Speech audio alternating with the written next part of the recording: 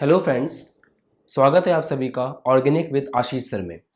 आज इस वीडियो में हम लोग आईयूपीएससी नामकरण के कुछ क्वेश्चंस की प्रैक्टिस करेंगे और कुछ नए कॉन्सेप्ट्स को सीखेंगे। देखिए, इसके पहले वाले वीडियो में मैंने आपको इस फॉर्मूले के बारे में बताया था और 10 क्वेश्चन हमने इसके रिगार्डिंग किए थे। आज हम उसी को लेकर आगे बढ़ेंगे और इस फॉर्मूले पे बेस कुछ और क्वेश्चंस करेंगे और कुछ और नई चीजों को सीखेंगे। अगर आपने इसके पहले का वीडियो नहीं देखा है जिसमें हमने इस फॉर्मूले को डिस्कस किया है तो प्लीज इसको एक बार देख लीजिए, क्योंकि उसको देखे बिना ये वीडियो आपके बिल्कुल भी समझ में नहीं आएगा। शुरू करते हैं। 10 एग्जाम्पल हमने कर लिए थे, ये 11th एग्जाम्पल है। 10 एग्जाम्पल इसके पहले वाले वीडियो में हो गए थे, ये 11th एग्जाम्पल है। इसका आपको नाम लिखना है।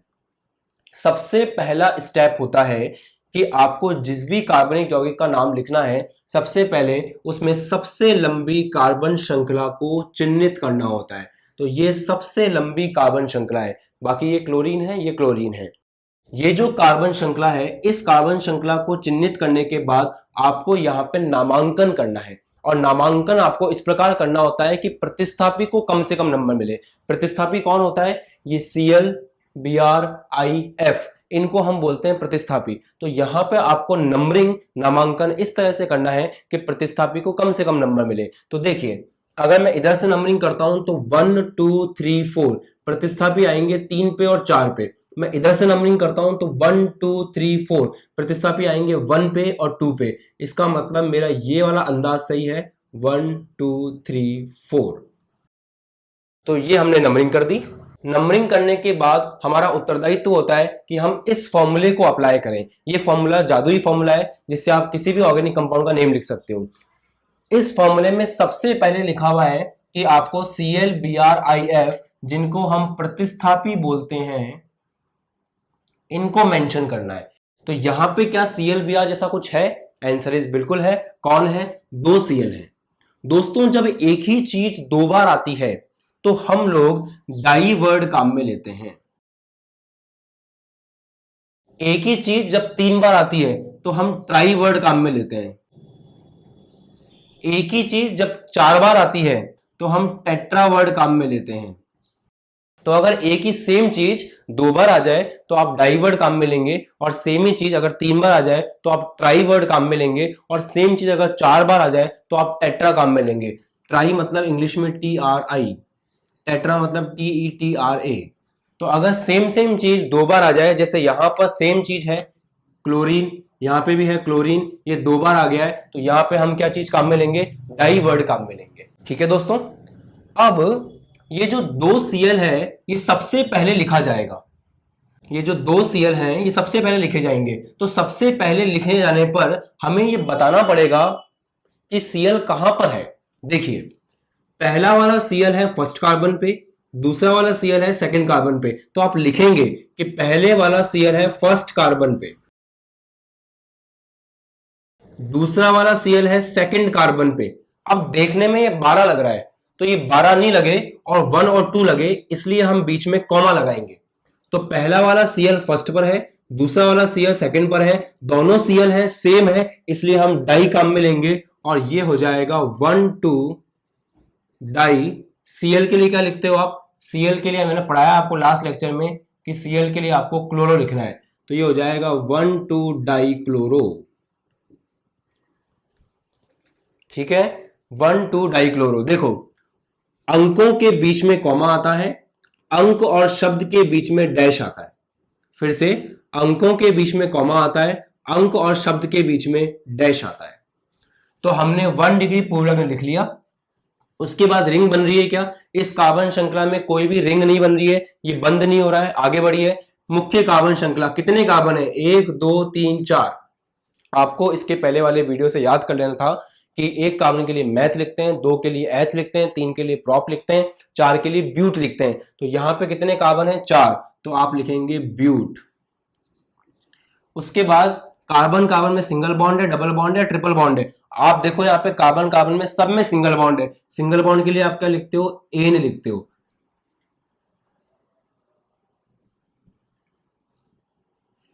तो सिंगल बॉन्ड के लिए एन आएगा, मिला जुलाकर हो जाएगा ये ब्यूटेन। बड़े बड़े लोग हैं क्या? बड़े बड़े लोग नहीं है, तो इसका मतलब इसका नाम हो गया 1,2-डाइक्लोरोब्यूटेन। सीखने वाली बात ये थी कि अगर सेम चीज 2 बार आ जाए तो डाई काम में लेना है, सेम चीज 3 बार आ जाए तो ट्राई काम में लेना है, सेम चीज 4 बार आ जाए तो टेट्रा काम में लेना है। सेकंड वाला एग्जांपल देखिए, इसमें भी अगर अपन सबसे लंबी श्रृंखला बनाए तो सबसे लंबी श्रृंखला ये बनेगी। अब नामांकन करना है। अगर इधर से नंबरिंग करेंगे तो 1 2 3 4 5, 3 और 4 पे आ रहा है। इधर से करेंगे तो 1 2 3 4 5, 2 और 3 पे आ रहा है। मतलब ये वाली नंबरिंग सही है, 1 2 3 4 5। अब देखिए यहां पे डाइवर्ड काम में नहीं लेना है। क्यों? क्योंकि यहां पे सेम सेम नहीं है, एक सीएल है और एक बीआर है। डाइवर्ड तब काम में आता है जब दोनों सेम हो। जैसे यहां पे देखिए दोनों सेम थे, ये भी सीएल था और ये भी सीएल था। अब यहां पर सबसे पहले हमको सीएल बीआर ही मेंशन करना होता है। अब यहां पे सीएल भी है और बीआर भी है, तो पहले किसको लिखोगे? तो पहले किसको लिखना है ये इस बात पर डिपेंड करता है कि अल्फाबेट में अंग्रेजी के वर्णमाला में कौन पहले आता है। तो सीएल के लिए लिखा जाता है क्लोरो, क्लोरो का मतलब हो गया सी। बीआर के लिए लिखा जाता है ब्रोमो, ब्रोमो का मतलब हो गया बी। तो अंग्रेजी के अल्फाबेट में कौन पहले आता है? अंग्रेजी के अल्फाबेट में बीआर का बी पहले आता है, तो सबसे पहले वो लिखा जाएगा 3 पर ब्रोमो है। भाई आपको बीआर भी लिखना है और सीएल भी लिखना है। पहले किसको लिखें? पहले उसको लिखोगे जो अल्फाबेट में पहले आता है, अंग्रेजी के अल्फाबेट में, और अल्फाबेट में बी पहले आता है क्योंकि बीआर का ब्रोमो, सीएल का क्लोरो। तो 3 पर कौन है? ब्रोमो, अंक और शब्द के बीच में डैश। उसके बाद 2 पर कौन है? क्लोरो, तो 2 पर है क्लोरो, अंक शब्द के बीच में डैश, अंक शब्द के बीच में डैश। उसके बाद 2 डिग्री पूर्व लग्न, क्या इसके अंदर रिंग बन रही है? आंसर इसमें कोई रिंग नहीं बन रही। उसके बाद आता है मुख्य कार्बन श्रृंखला, कितने कार्बन है? 1 2 3 4 5, 5 कार्बन है। 5 कार्बन के लिखते हैं पेंट, तो ये हो जाएगा पेंट। कार्बन कार्बन के बीच में सिंगल बॉन्ड है, सिंगल बॉन्ड के लिए आता है एन, जोड़ के लिख दिया, ये हो गया पेंटेन। तो सबसे पहले कार्बन श्रृंखला बनाइए बड़ी, उसके बाद नामांकन इस तरह से कीजिए कि प्रतिस्थापी को कम से कम नंबर मिले। उसके बाद अगर एक से ज्यादा प्रतिस्थापी हैं तो उनको अंग्रेजी वर्णमाला के क्रम में लिख दीजिए। ये आपने यहां से सीखा। अब इसको देखते हैं। इसमें सबसे लंबी कार्बन श्रृंखला ये वाली बनेगी। अब नामांकन अगर इधर से करें तो 1 2 3 4 5, तो 2 3 4 5 पे आएगा। इधर से करें तो 1 2 3 4, 1 2 3 4 पे आएगा। इसका मतलब यह नामांकन सही है, 1 2 3 4 5। अब देखिए कौन कौन है। एक तो इसमें बीआर है, बीआर का बी, ब्रोमो का बी। दूसरे इसमें 3 क्लोरो है, तो क्लोरो का सी। पहले किसको लिखना है? जो अल्फाबेट में पहले आता है। अल्फाबेट में कौन पहले आता है? बी पहले आता है, तो पहले ब्रोमो को लिखा जाएगा। उसके बाद किसको लिखेंगे अपन? क्लोरो को। तो यहां से 1 डिग्री पूर्व में लिख रहे हैं अपन, जिसमें सीएल बीआर को लिखते हैं। सीएल और बीआर दोनों है, तो जो अल्फाबेट में पहले आता है, जैसे बी पहले आता है तो उसको लिखेंगे। ब्रोमो को पहले लिखा जाएगा। ब्रोमो कौन से नंबर पे है? 4th नंबर पे, तो आप लिखेंगे 4 ब्रोमो। आप उसको बताएंगे कि 4 पे कौन है? ब्रोमो है। उसके बाद देखिए सीएल सीएल सीएल, जब एक जैसे लोग बहुत बार आते हैं तो हम इन शब्दों को काम में लेते हैं। अब एक से लोग बहुत बार आ रहे हैं, कौन है वो एक से लोग? सीएल है। कितनी बार आ रहे हैं? 1 2 3, तो सीएल 3 बार आ रहा है। 3 बार के लिए क्या काम में लेते हैं अपन? ट्राई। तो क्योंकि सीएल 3 बार आ रहा है इसीलिए अपन ट्राई वर्ड काम में लेंगे। उससे पहले आपको ये बताना पड़ेगा कि सीएल कहां कहां पे आ रहा है। तो देखिए सीएल आ रहा है 3 पर, सीएल आ रहा है 2 पर, सीएल आ रहा है 1 पर। तो सीएल 1 पर भी है, सीएल 2 पर भी है, सीएल 3 पर भी है। अब ये 123 लग रहा है, इसलिए बीच में क्या लगाओगे? कॉमा, कि भाई सीएल 1 पर भी है, सीएल 2 पर भी है, सीएल 3 पर भी है। तो 1 2 3। उसके बाद ये क्या कहलाएगा? 3 सीएल, तो 3 के लिए क्या लिखाया? ट्राई। 3 के लिए क्या लिखते हैं? ट्राई। ट्राई के बाद क्लोरो, मतलब 3 क्लोरो है। कहां कहां पर? 1 पर, 2 पर और 3 पर। ये इस लाइन का मतलब है। तो ये वाला काम खत्म हो गया। उसके बाद रिंग नहीं बन रही। कितने कार्बन है आपके पास? 1 2 3 4 5 कार्बन है। 5 कार्बन के क्या लिखते हो आप? पेंट।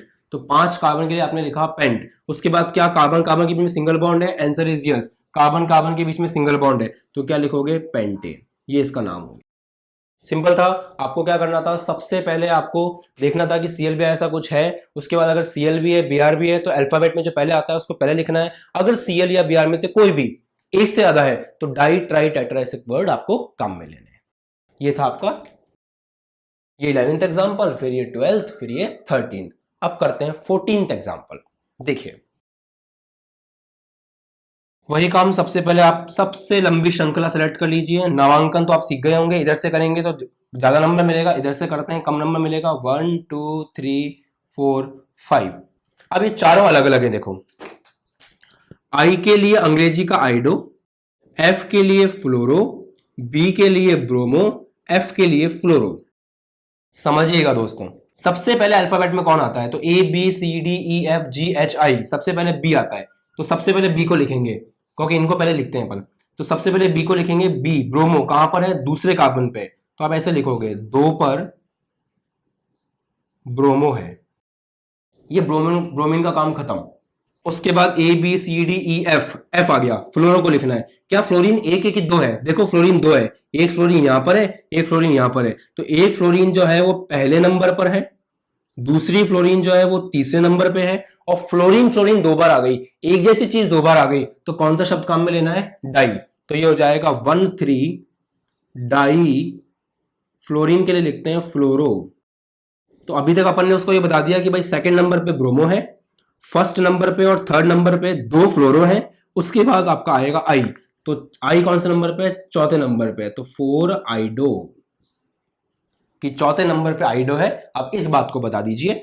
उसके बाद ये काम खत्म, रिंग बन नहीं रही इसके अंदर। कितने कार्बन है? 1 2 3 4 5।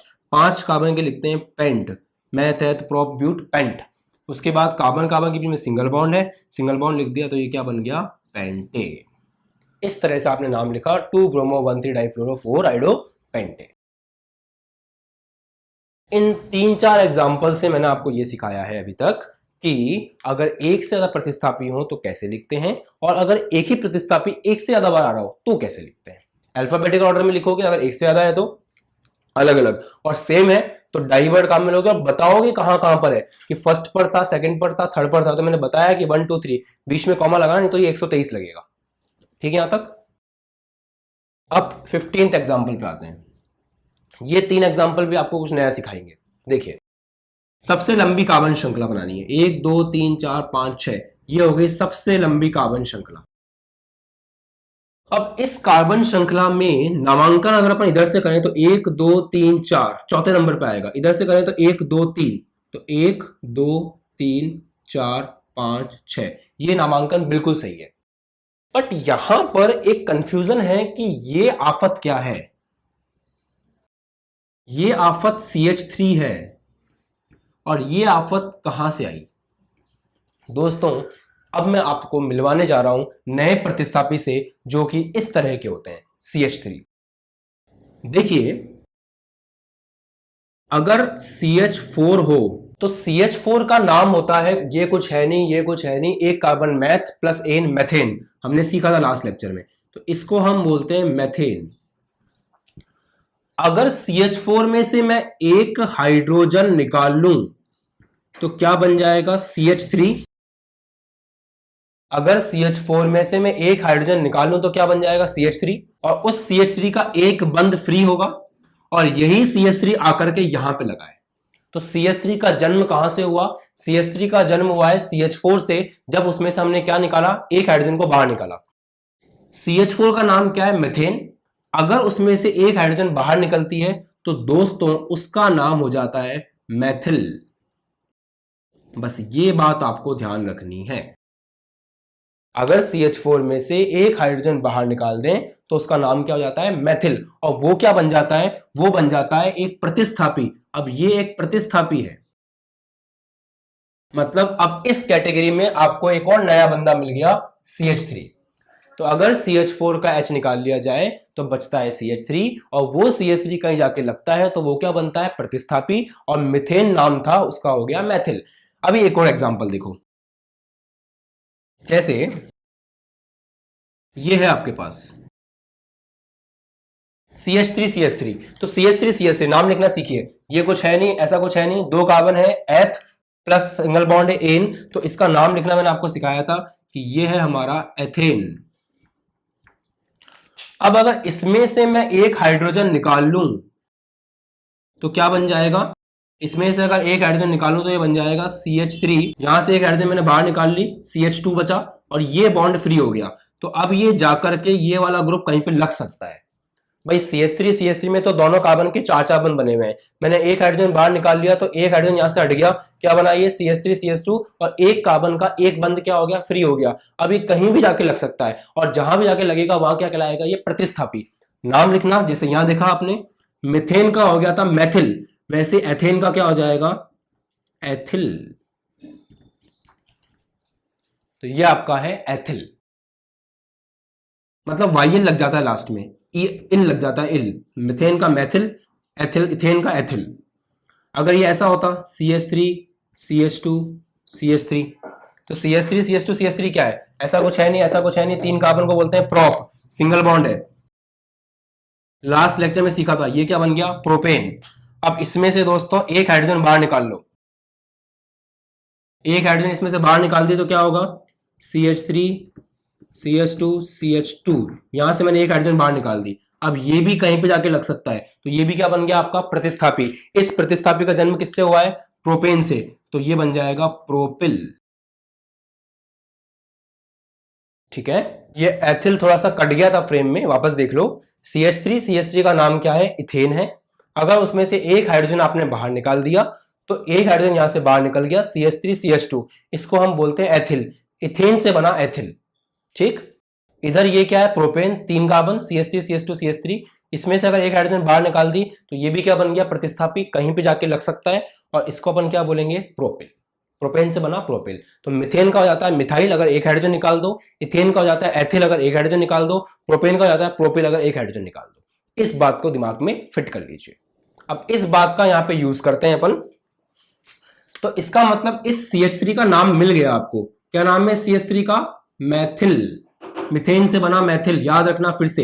ये जो CH3 ये कहां पे आ जाएगा, यहां पे, मतलब जहां पे ClBrI मेंशन होते थे उसी जगह पे कौन मेंशन होगा, आपका CH3 मेंशन होगा। देखिएगा, सबसे पहले अपन बताते हैं कि कोई प्रतिस्थापी है क्या, क्या यहां कोई प्रतिस्थापी है, हाँ मैंने आपको मिलवाया नए प्रतिस्थापी से, जो कौन है, CH3। ये मैथिल नाम का प्रतिस्थापी कौन से कार्बन पे है, तीसरे कार्बन पे, तो आप लिखेंगे 3 पर है और कौन है, मैथिल है। ये आपने इसको मेंशन कर दिया। उसके बाद रिंग बन रही है क्या, answer is no, there is no ring, कोई रिंग नहीं बन रही। आगे बढ़िए, कितने कार्बन है, 1 2 3 4 5 6, 6 कार्बन है। 6 कार्बन के लिए आप क्या लिखते हो, 6 कार्बन के लिए आप हेक्स लिखते हो, तो ये हो जाएगा हेक्स।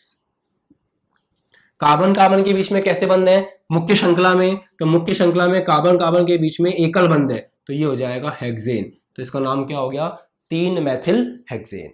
बस यहाँ पे यही सीखना था कि CH4 से जब आप प्रतिस्थापी बनाओगे CH3 तो मिथेन का क्या हो जाएगा, मैथिल। आगे देखिए, इसमें ये मुख्य कार्बन श्रृंखला हो गई, सबसे लंबी यही है।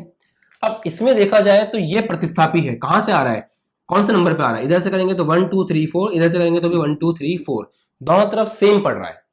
भाई ये लॉन्गेस्ट कार्बन चेन हो गई, ये सबसे लंबी कार्बन श्रृंखला हो गई। प्रतिस्थापी कौन है, ये है। नंबरिंग करो 1 2 3 4 फोर्थ नंबर पे, यहां से करोगे 1 2 3 4 फोर्थ नंबर पे, कोई दिक्कत ही नहीं है। इसका मतलब 1 2 3 4 5 6 7, कहीं से भी नंबरिंग कर दीजिए। कौन है प्रतिस्थापी, प्रतिस्थापी है CH2 CH3। CH2 CH3 नाम के प्रतिस्थापी को क्या बोलते हो, एथिल बोलते हो, क्योंकि CH3 CH2 नाम के प्रतिस्थापी का जन्म हुआ है CH3 CH3 से। CH3 CH3 था इथेन, उस इथेन में से एक हाइड्रोजन बाहर निकल गई और उस इथेन में से एक हाइड्रोजन के बाहर निकलने से वो बन गया CH3 CH2 और यहां पे आके लग गया। तो इथेन में से हाइड्रोजन बाहर निकली, बन गया एथिल। तो एथिल क्या हुआ, प्रतिस्थापी। कौन से नंबर पे है, यही मेंबर है, यहीं पे आएगा। प्रतिस्थापियों की गिनती यहीं पे होती है, ये नया प्रतिस्थापी है। तो कहां मिला आपको, ये चौथे नंबर पे, तो फोर्थ पे है, कौन है, एथिल है। ये सिंगल ही होगा।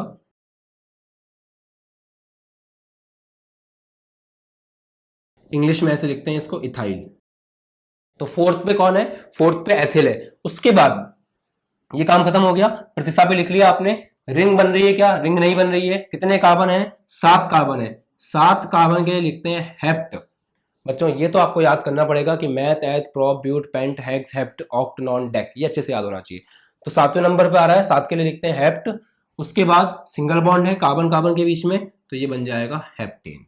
ये इसका नाम हो गया। ठीक है, अब इसको देखिए, यहां पे मुख्य कार्बन श्रृंखला ऐसे गोल बन रही है, ये है मुख्य कार्बन श्रृंखला। दोस्तों इसको कार्बन श्रृंखला में मत ले लेना, कभी भी कार्बन श्रृंखला टी शेप की नहीं बनती। जैसे मान लो इसको मैंने लिया होता, मैं दिखाता हूं आपको। अब अगर मैं इसको लूं साथ में, ऐसे लिया मैंने और ये ऐसे ले लिया, तो ये कार्बन श्रृंखला गलत मानी जाएगी, क्योंकि इसमें एक टी शेप बन रहा है। आप देखो इस तरह का शेप बन रहा है, तो ये टी शेप अलाउ नहीं है। आपको क्या करना पड़ेगा, आपको इसको हटाना ही पड़ेगा। कार्बन श्रृंखला सीधी होनी चाहिए, मतलब एक साथ होनी चाहिए, क्योंकि इसमें जो कार्बन श्रृंखला काउंट होगी वो कार्बन श्रृंखला, अगर मैं एक बार फिर से बनाऊं,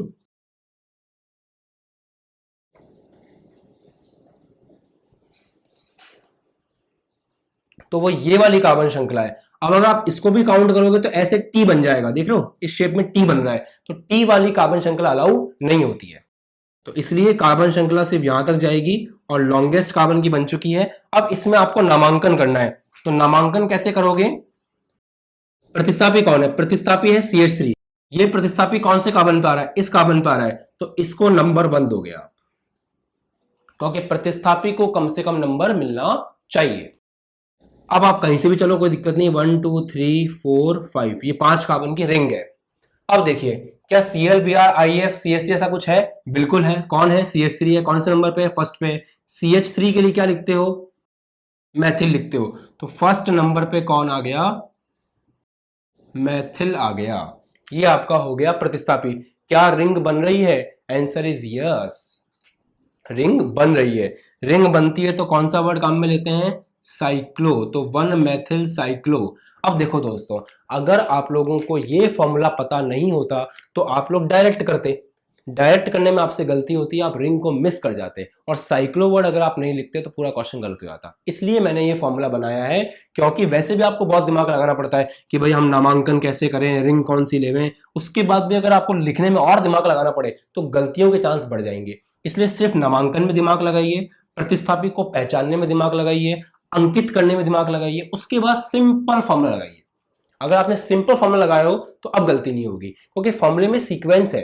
इस फॉर्मूले की महत्ता को समझो, इसमें सीक्वेंस है। पहले आपको ClBr प्रतिस्थापी को मेंशन करना है, तो बिना टेंशन के आपने उसको मेंशन कर दिया।